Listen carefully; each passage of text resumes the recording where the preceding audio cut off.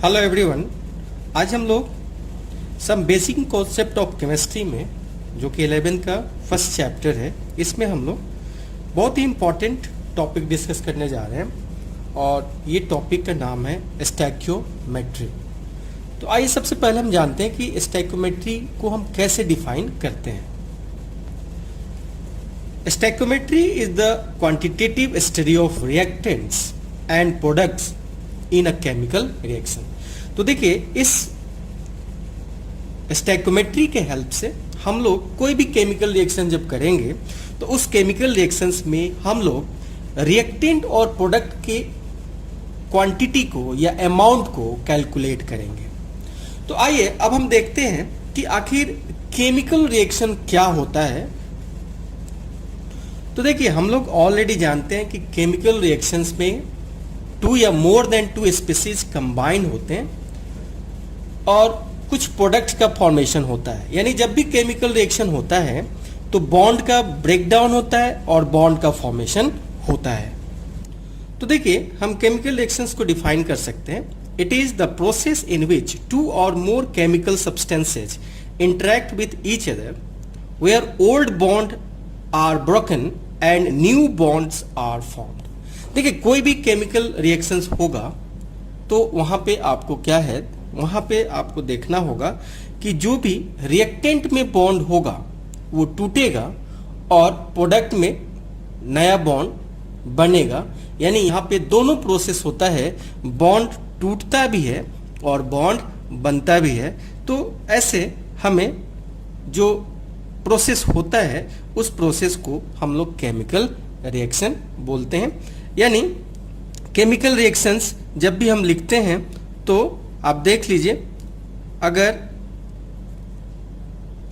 CH4 का अगर reaction हम O2 के साथ कराते हैं तो हमारे पास बनता है CO2 और साथ ही साथ वाटर का फॉर्मेशन होता है। देखिए, ये रिएक्शन अभी कैसा है, ये रिएक्शन अनबैलेंस है। ठीक है, हम इसको बैलेंस नहीं करने वाले हैं।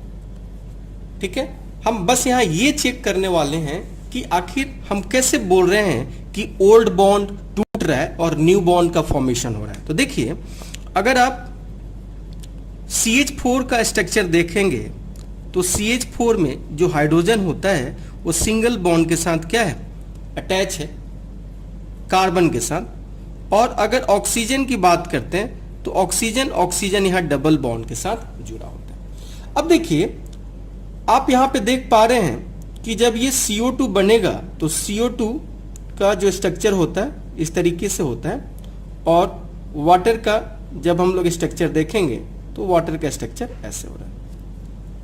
देखिए, यहां पे बॉन्ड हाइड्रोजन और कार्बन के बीच में था।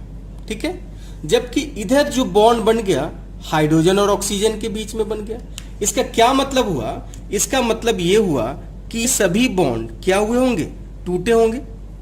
ये भी बॉन्ड टूटा होगा। ठीक है, तो ऑक्सीजन कार्बन के साथ ये नया बॉन्ड बनाया और यहां भी एक नया बॉन्ड बना और ऑक्सीजन और हाइड्रोजन के बीच में भी यहां पे क्या है, नया बॉन्ड बना। तो ये जो आप देख रहे हैं ये सब ओल्ड बॉन्ड है। लेफ्ट साइड में जो बॉन्ड है उसको हम लोग ओल्ड बॉन्ड बोल रहे हैं और इधर जो बन रहे हैं इसको हम लोग क्या बोल रहे हैं, न्यू बॉन्ड बोलते हैं। यानी रिएक्शंस में जो राइट साइड लिखते हैं उसको हम लोग बोलते हैं प्रोडक्ट और जो लेफ्ट साइड होता है उसको हम लोग बोलते हैं रिएक्टेंट। तो रिएक्टेंट के जो बॉन्ड होते हैं वो टूटते हैं और प्रोडक्ट के जो बॉन्ड होते हैं वो बनते हैं। तो ये आप समझ लिए कि कैसे जब केमिकल रिएक्शंस होता है तो बॉन्ड ओल्ड बॉन्ड टूटता है और न्यू बॉन्ड का फॉर्मेशन होता है। अब हम डिस्कस करने जा रहे हैं कि केमिकल इक्वेशन क्या होता है। देखिए, जब आप केमिकल रिएक्शंस को आप इस तरीके से रिप्रेजेंट कर देते हैं प्लस और ये एरो के साइन के, तो ये जो आपका रिएक्शन हो जाता है ये इक्वेशन फॉर्म में आ जाता है। तो इसी तरीके से हम किसी भी केमिकल रिएक्शंस को लिखते हैं। तो देखिए, all chemical reactions are represented by chemical equation using chemical formula of reactants and product. तो जब भी हम यहाँ पे इक्वेशन लिखेंगे तो यहाँ पे लेफ्ट साइड में आपके पास क्या होगा, रिएक्टेंट्स होगा, ठीक है। और जो राइट साइड में, एरो के राइट साइड में जो बनते हैं उसको हम लोग क्या बोलते हैं, प्रोडक्ट्स बोलते हैं, ठीक है। तो हम लोग करते क्या है कि जैसे मैं अगर यहां पे लिख रहा हूं मीथेन, जो हो रहा है रिएक्ट कर रहा है किसके साथ, ऑक्सीजन के साथ। तो ये क्या बना रहा है, ये बना रहा है कार्बन डाइऑक्साइड और प्लस वाटर। अब इसको हम लोग इसके केमिकल फॉर्मूला से रिप्रेजेंट कर देते हैं। इसको लिखते हैं CH4, इसको लिखते हैं O2 और इसको हमने लिख दिया CO2 और इसको लिख दिया हमने वाटर।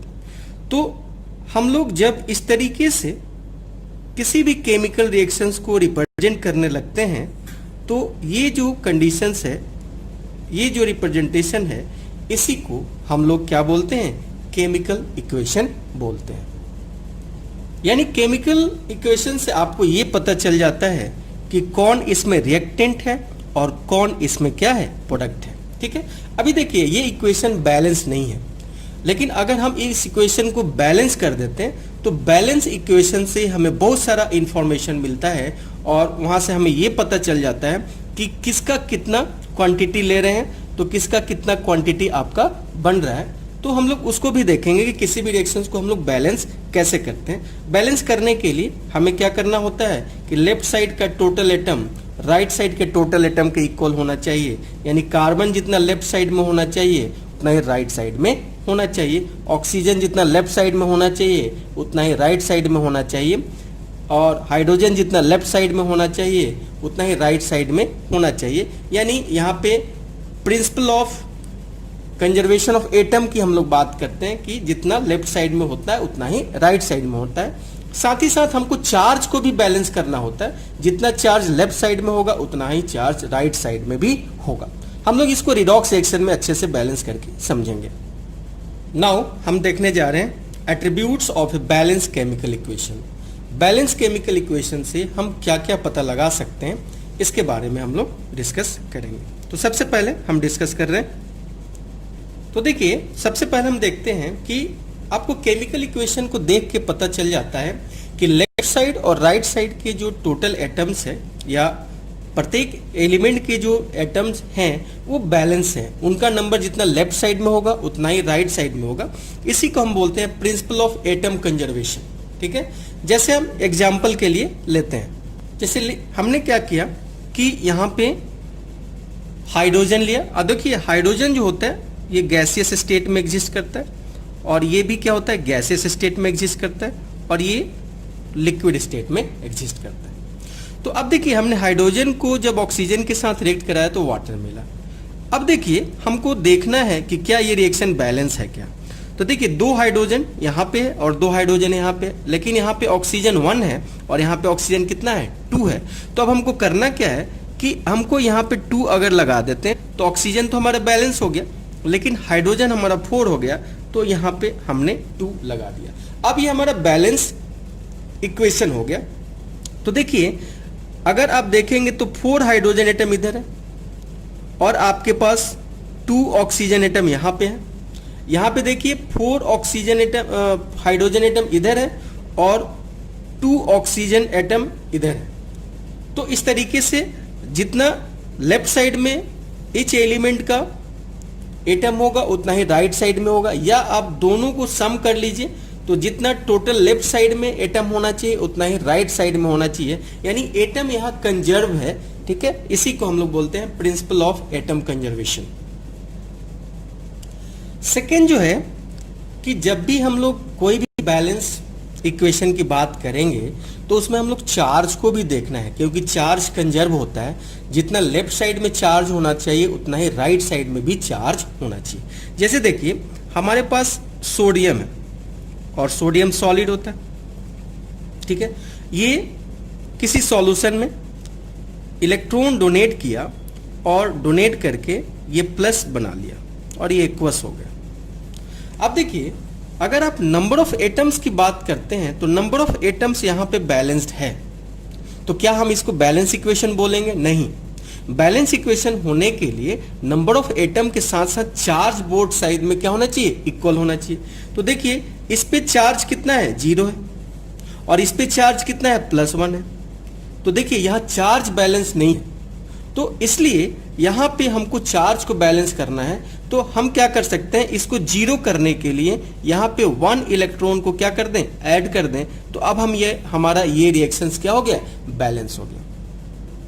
ठीक है, तो चार्ज को भी हमको बैलेंस करना है। जैसे मान लीजिए कि आपके पास है Cl2 और Cl2 ये दे रहा है 2Cl-।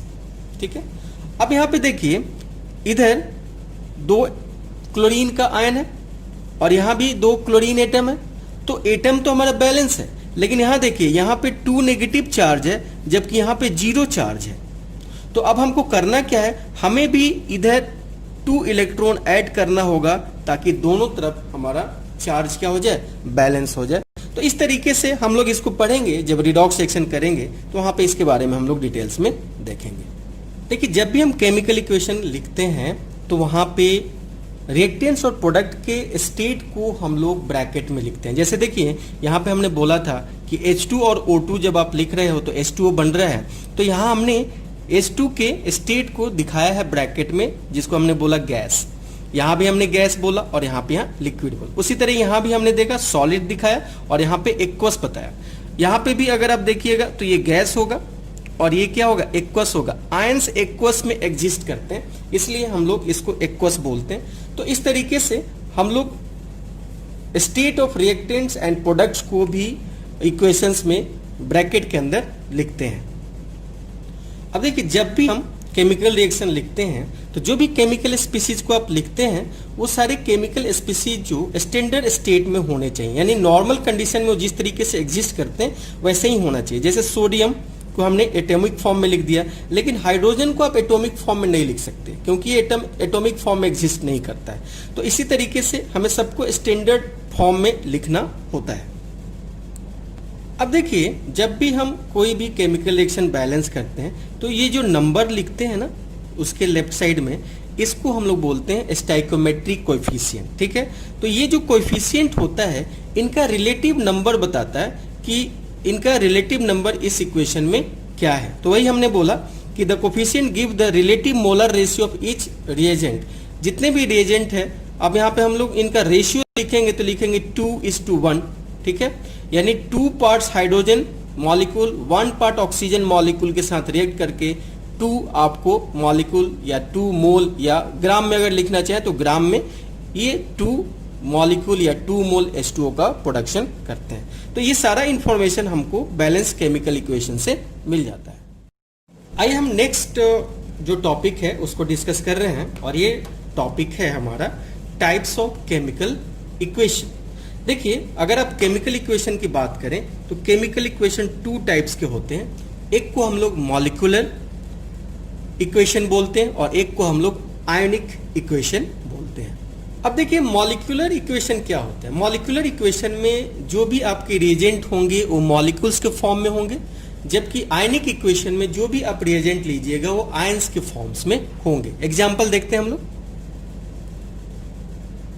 अब देखिए हमने यहाँ पे BaCl2 को Na2SO4 के साथ रिएक्ट कराया तो BaSO4 मिला और 2NaCl। ये जो रिप्रेजेंटेशन है इसको हम लोग बोलते हैं मॉलिक्यूलर इक्वेशन। लेकिन जब हम इसी को ब्रेक करके लिखते हैं Ba+2 + 2Cl- + 2Na+ + SO4 - 2 and that gives BaSO4 + 2Na+ + 2Cl-। आप इसको ऐसे भी लिख सकते हैं, ठीक है, दैट इज Ba+2 + SO4 - 2। लेकिन ये बेसिकली क्या होता है कि प्रिसिपिटेट करके नीचे बैठ जाता है, इसलिए हम इसको इस फॉर्म में लिखते हैं। तो ये रिप्रेजेंटेशन जो होता है ये हम लोग आयनिक रिप्रेजेंटेशन बोलते हैं या आयनिक इक्वेशन बोलते हैं और इसको हम लोग बोलते हैं मॉलिक्यूलर इक्वेशन। अब चलिए हम लोग बात करने जा रहे हैं अपने स्टैइकोमेट्री की, और यहाँ पे हमको पहले केमिकल जो इक्वेशन है उसको बैलेंस करना है। और जब हम बैलेंस करेंगे तो देखिए यहाँ पे हम लोग क्या क्या कैलकुलेशन कर सकते हैं। यहाँ पे हम लोग कैलकुलेशन कर सकते हैं मास एनालिसिस। सेकेंड जो हम लोग यहाँ पे करेंगे वो मास वॉल्यूम एनालिसिस। थर्ड जो हम लोग करेंगे वो है हमारा मोल मोल एनालिसिस। और नेक्स्ट जो है हमारा वॉल्यूम एनालिसिस। इस वॉल्यूम एनालिसिस को हम लोग यूडियोमेट्री बोलते हैं या गैस एनालिसिस बोलते हैं। ठीक है, अब हम लोग डिस्कस करेंगे मास एनालिसिस क्या होता है। देखिए, मास एनालिसिस को हम लोग इस एग्जाम्पल के थ्रू समझते हैं। सबसे पहले KClO3, KCl और O2 दे रहा है, इसको हमने बैलेंस कर लिया और बैलेंस करके 2 KClO3, 2 KCl और 3 O2 दे रहा है। अब अकॉर्डिंग टू स्टैइकोमेट्री अगर हम बात करें, ठीक है, तो यहाँ पे मास रेशियो हम क्या लिखेंगे? तो देखिए, यहाँ का जो मास है इसको लिखेंगे 2 इंटू, इसको आप मॉलिक्यूलर मास निकालिएगा तो इतना आएगा, इस 2 इसको आप लिखिएगा तो 2 इंटू 74.5। उसी तरीके से इसका अगर मास रेशियो लिखते हैं तो 3 इंटू 32। तो आप इस तरीके से इनका मास रेशियो लिख दिए। तो ये तो हमारा ओरिजिनल जो इक्वेशन है उससे आया हुआ है। ठीक है, अब इसमें आपसे क्वेश्चन क्या पूछ सकता है? अब इसमें से क्वेश्चन पूछ सकता है कि अगर मान लीजिए कि हमारे पास x ग्राम KClO3 होगा तो कितना ग्राम हमारा KCl बनेगा और कितना ग्राम हमारा क्या बनेगा? ऑक्सीजन बनेगा। तो इसमें आपको करना क्या है? इसमें आपको इनका और इनका मास रेशियो लेना है। ठीक है, और इसको लिख के और कैलकुलेट करना है। अब हम यहां पे लिख सकते हैं mass of KClO3 divided by mass of KCl। अब देखिए, यहां पे हमारे पास ओरिजिनली कितना है? ये 2 इंटू 122.5 डिवाइडेड बाई इसका यहाँ पे मास हमारे पास दिया हुआ है 2 इंटू 74.5। अब इसको फिर से इक्वेट कर दीजिए, इनका भी रेशियो ले लीजिए। ठीक है, तो इसका दिया हुआ है x और इसका हमें कैलकुलेट करना है। ठीक है, तो आप आसानी से इन दोनों इक्वेशन को, इन दोनों को आप इक्वेट करके निकाल सकते हैं। ठीक है, यानी ये क्वेश्चन मार्क्स अगर हमें निकालना है तो हम क्या लिख सकते हैं?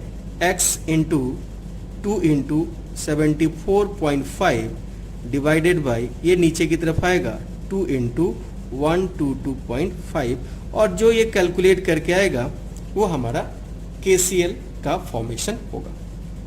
उसी तरीके से अगर हमारा ये निकालना होगा तो इन दोनों का रेशियो लेना पड़ेगा। तो कैसे लेंगे? तो देखिए, हम यहाँ पे मास of KClO3 divided by mass of O2 ले रहे हैं। KClO3 का आपको मालूम है कितना है, और इसका है 3 इंटू 32। इसको इक्वेट कर दीजिए, KCl का यहाँ पे x ग्राम में क्या बनेगा। ठीक है, तो फिर आप ऐसे कैलकुलेट कर लीजिएगा तो वैल्यू आएगा 3 into 32 into x divided by 2 into 122.5। तो इस तरीके से जो भी यहाँ पे वैल्यू ये दिया रहेगा उसके हेल्प से हम इस वैल्यू को क्या कर सकते हैं? कैलकुलेट कर सकते हैं। अब चलिए हम इसको सॉल्व करते हैं। बोला 367.5 ग्राम KClO3 जिसका मॉलिक्यूलर मास दिया हुआ है 122.5, व्हेन हीटेड, जब इसको हीट किया जाता है तो how many gram KCl and oxygen is produced. तो आपको सबसे पहले क्या करना है? इक्वेशन लिखना है। तो KClO3 अभी आपने देखा कि जब हम इसको हीट करते हैं तो ये देता है KCl और ये देता है O2। अब ये हो गया हमारा अनबैलेंस रिएक्शन। अब आप इसको बैलेंस करिए। तो देखिए, यहाँ ऑक्सीजन कितना है? 3 है। यहाँ हमने 3 से मल्टीप्लाई किया तो 6 हो गया। ठीक है, तो यहाँ हमने 2 से मल्टीप्लाई कर दिया तो ऑक्सीजन हमारा बैलेंस हो गया, और यहाँ पे हमने 2 से मल्टीप्लाई कर दिया तो हमारा K भी बैलेंस हो गया और Cl भी बैलेंस हो गया। अब देखिए, मास रेशियो की अगर बात करते हैं तो ये कितना है? 2 इंटू 122.5। ये कितना है? 2 इंटू 74.5, और ये कितना है? 2 इंटू 32। ठीक है, तो ये आपका रिएक्शंस में मास रेशियो है। अब हम आपको बोले थे कि अगर मान लीजिए कि इसका बोल रहा है कि इसका अगर कितना लिया जाए, इतना ग्राम अगर लिया जाए तो इसका क्या अमाउंट बनेगा और इसका क्या अमाउंट बनेगा। ठीक है, मान लेते हैं कि इसका अमाउंट x बनेगा और इसका अमाउंट y बनेगा। तो चलिए इक्वेशन लगाइए। हमने आपको बोला था आपको लिखना क्या है, मास of KClO3 divided by mass of KCl। ठीक है, तो यहां पुट करिए वैल्यू को, डिवाइडेड बाय ये वाला वैल्यू पुट करिए 74.5। अब ये वैल्यू पुट करिए 0.5 डिवाइडेड बाय x, और x की वैल्यू आप यहां पे निकाल सकते हैं। तो x की वैल्यू होगा 3 इतना इंटू 2 इंटू 74.5 और डिवाइडेड बाय 2 इंटू 122.5। और जब आप इसको सॉल्व करेंगे तो आपका जो वैल्यू आएगा वो आएगा 223.5 ग्राम। तो इस तरीके से आप दूसरा पार्ट भी कैलकुलेट कर सकते हैं। कैसे दूसरा पार्ट कैलकुलेट होगा, तो उसके लिए हम लोग दो का रेशियो लेंगे। किसका किसका, मास ऑफ KClO3 का रेशियो किसके साथ, मास ऑफ O2 के साथ। ठीक है, इसका वैल्यू पुट करिए 2 इंटू 122.5 डिवाइडेड बाई 2 इंटू 32, और यहाँ पे ये वैल्यू है 367.5 और इसको हमने y मान लिया। ठीक है, तो y निकाल लीजिए। y इक्वल टू हो जाएगा 367.5 into 2 into 32 divided by 2 into 122.5, और इसको हम सॉल्व करते हैं तो 144 ग्राम। इसको हम लोग मास एनालिसिस इसलिए बोल रहे हैं कि रिएक्टेंट के मास से हम लोग प्रोडक्ट का मास निकाल रहे हैं। ठीक है, जब हम रिएक्टेंट के मास से प्रोडक्ट का वॉल्यूम निकालेंगे तो उसको मास वॉल्यूम रिलेशन बोलेंगे। जब हम लोग रिएक्टेंट के मोल से प्रोडक्ट का मोल निकालेंगे तो उसको मोल मोल एनालिसिस बोलेंगे। तो इस तरीके से आप कन्वर्ट कर सकते हैं। अब हम लोग नेक्स्ट पार्ट को डिस्कस करने जा रहे हैं, जिसको हम बोल रहे हैं मास वॉल्यूम एनालिसिस। यानी रिएक्टेंट का मास होगा तो प्रोडक्ट का वॉल्यूम निकाला जा सकता है, यानी किसी के मास से किसी का वॉल्यूम यहाँ पे हम लोग कैलकुलेट करेंगे। तो चलिए इसको भी एग्जाम्पल के थ्रू समझते हैं। अब देखिए हमारे पास डिकम्पोजिशन है KClO3 का, और ये टूट के KCl और O2 दे रहा है। याद रखिए वॉल्यूम हम लोग सिर्फ गैस का ही निकाल सकते हैं यहाँ पे। ठीक है, तो आप देख लीजिए यहाँ पे इसको आप लिख सकते हैं 2 इंटू 122.5 इस टू, इसको लिखिए 2 इंटू 74.5, और इसको आप लिख सकते हैं क्या 3 इंटू 1 मोल का जो वॉल्यूम होता है 22.4 लीटर होता है एट STP। ठीक है, तो यहाँ पे आप इसको ऐसे लिख सकते हैं। अब मान लीजिए कि आपको इसके अमाउंट से इसका वॉल्यूम कैलकुलेट करना है, तो आप लिख सकते हैं mass of KClO3 divided by volume of O2 at STP। तो इनको इक्वेट कर दीजिए 2 इंटू 122.5 डिवाइडेड बाई 3 इंटू 22.4।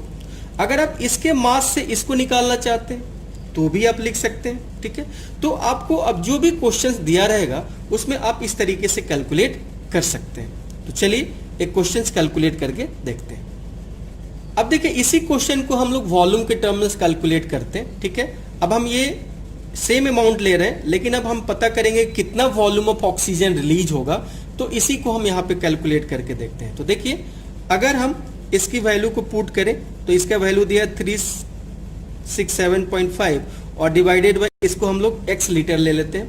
तो अब x निकाल सकते हैं, तो x आ जाएगा आपका कितना 367.5 इंटू 3 इंटू 22.4 और डिवाइडेड बाई 2 इंटू 122.5, और इसको आप सॉल्व कर लीजिएगा तो वैल्यू आएगा 100.8 लीटर। ठीक है, तो इस तरीके से हमने इसको सॉल्व किया। अब हम डिस्कस करने जा रहे हैं मोल मोल एनालिसिस। ठीक है, तो कैसे हम इसको कैलकुलेट करेंगे वो देखते हैं। हम मान लेते हैं कि हमारे पास एक बैलेंस इक्वेशन है AA plus BB that gives CC plus DC। अब देखिए हम लोग इसको क्या लिख सकते हैं, हम लोग यहाँ पे लिख सकते हैं mole of A reacted divided by इसका स्टोइकियोमेट्रिक कोफिशिएंट लिख दीजिएगा, ये इक्वल होगा किसके, मोल ऑफ B रिएक्टेड और इसका स्टोइकोमेट्रिक कोफिशिएंट लिख दीजिएगा बी, ठीक है, इक्वल्स टू क्या होगा, mole of C produced divided by इसका स्टोइकोमेट्रिक कोफिशिएंट लिख दीजिएगा, और इक्वल्स टू होगा mole of D produced divided by इसका स्टोइकोमेट्रिक कोफिशिएंट लिख दीजिएगा। तो इस तरीके से मोल मोल एनालिसिस में हम लोग इस तरीके से किसी का भी कैलकुलेट करना होगा तो हम लोग कैलकुलेट कर सकते हैं।